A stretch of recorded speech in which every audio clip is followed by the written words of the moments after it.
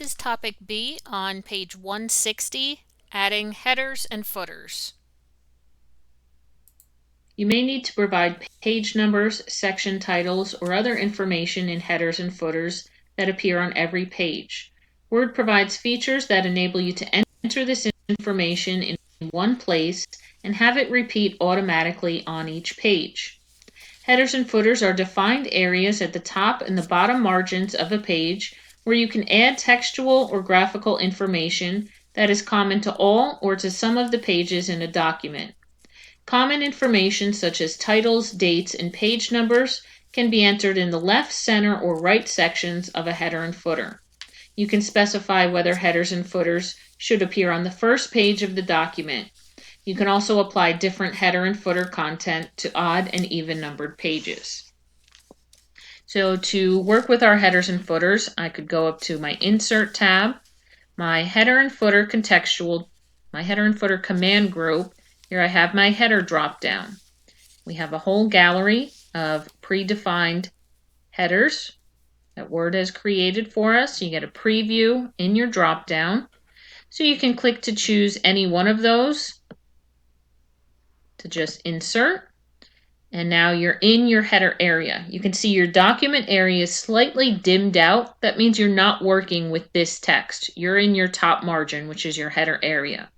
When you're working in your header and footer area, you can see on your ribbon, Header and Footer Tools Design Contextual tab has been activated. So a lot of these different predefined headers and footers have different design elements and text placeholders. So you can see this one has a document title placeholder that I can just click into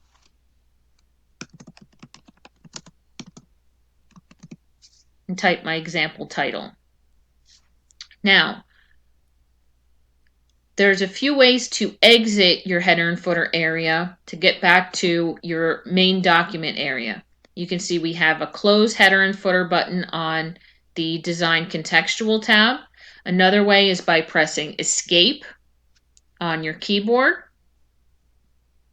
You can see now I'm back in my document area. Or another way to flip back and forth between the two is to double click in the area.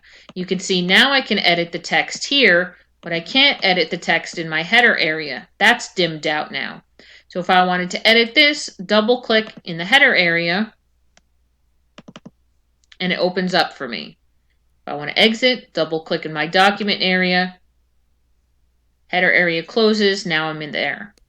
Now, I want to show you as I scroll through my multiple pages here, you can see that same header appears on every single page in my document.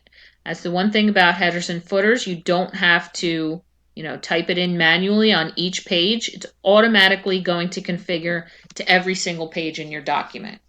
Same with your footer. If I go to Insert, my footer drop down, I also have different pre-configured footers here.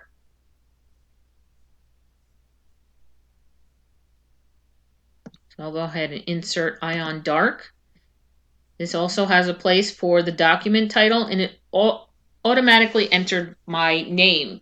It knows my name because I'm signed in to my Microsoft account, and it knows that I'm the person that created this document. I am the author of it, so it automatically input that for me. And that's not to say that you can't change that information. You can. But again, you can just go ahead and type that in.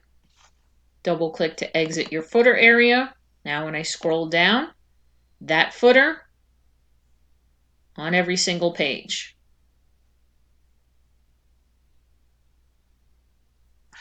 Now, if you only want your information on, let's say, odd or even, or maybe you don't want your header and footer on your title page. A lot of, reference papers that we wrote, when you're in college, they don't want any of that header information, footer information on your title page, on the first page of your document.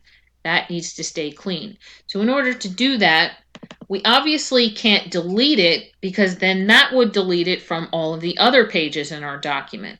But we have this option on our Header and Footer Tools Design Contextual tab.